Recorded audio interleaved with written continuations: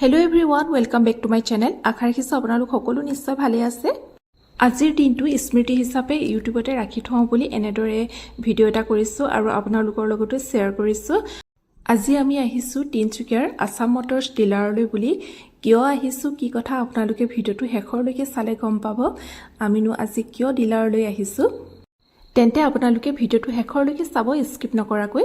এইফালে মিষ্টাৰ বেটা আৰু গুঞ্জন আৰু বেটি গুনগুন আৰু প্ৰিয়ংকা আৰু লগতে আমি এতিয়া সকলো বহি আছো অলপ সময়। থাম্বনেইল দেখি নিশ্চয় গম পাইছে যে আমিনো কিয় ডিলাৰলৈ আহিছো। আমি আহিছো ডিলাৰলৈ এখন গাড়ী কিনিবৰ বাবে। গাড়ী এখন কিনাৰ আগত যিমানখিনি ডকুমেন্টছৰ কাম থাকে সেইবিলাক কৰি মেলি প্ৰায় হৈছেগৈ আৰু এতিয়া ফাইনেলি আপোনালোকক আমাৰ গাড়ীখন দেখাই দিছো। এয়া আপোনালোকক দেখাই দিছো আমাৰ গাড়ীখন। এয়া হৈছে আমাৰ গাড়ীখন XUV700। এয়া বেক সাইডৰ পৰা আপোনালোকক দেখাইছো। এনেদৰে বেক ফালৰ পৰাই মই কেমেৰা কৰি আনি আছো। আমাৰ আগৰ গাড়ীখন যেহেতু সৰু আছিলে 5 সিটাৰৰ, মিষ্টাৰৰ এতিয়া ডাঙৰ গাড়ী চলাবলৈ ইচ্ছা, গতিকে তেওঁ 7 সিটাৰ গাড়ী এখন লৈছে। গাড়ীখন ঘৰলৈ নিয়াৰ আগতে এনেদৰে অলপ ডিলাৰতে পূজা কৰিবৰ বাবে তেওঁলোকে এনেদৰে থালিখন সজাই দিছে।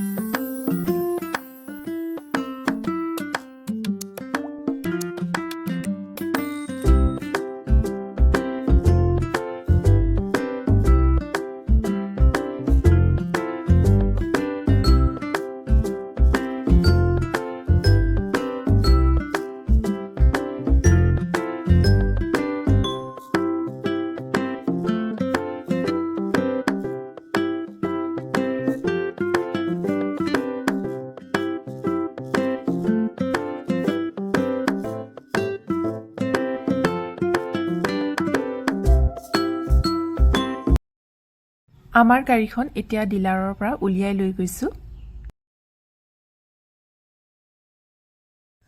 আৰু এয়া এতিয়া ঘৰলৈ বুলি যাত্ৰা আৰম্ভ কৰিছো। আৰু আমি বেক সিটতে বহি আছো, মই বেটি গুনগুন প্ৰিয়ংকা আৰু ফ্ৰন্ট সিটত বহি আছে বেটা আৰু মিষ্টাৰে গাড়ী ড্ৰাইভ কৰিছে।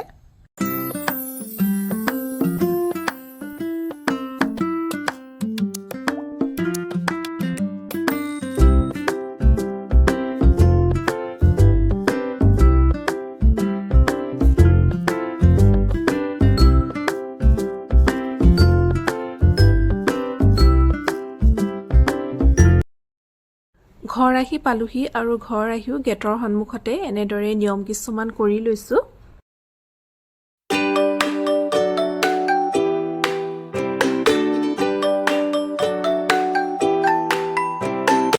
আজি হয় নেক্সট ডে আৰু আজি আমি বিশ্বকৰ্মা সকামে ভাগ কৰিছো গাড়ীখনৰ বাবে। এনেদৰে গাড়ীৰ গেৰেজতে কেইজনমান ভকতক নিমন্ত্ৰণ জনাই বিশ্বকৰ্মা সকাম ভাগ কৰিছো।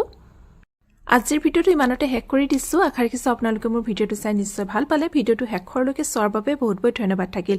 পুনৰ এটা নতুন ভিডিওৰ সৈতে অতি সোনকালে লগ পাই আছো। আজিলৈ আহিছো, বাই বাই।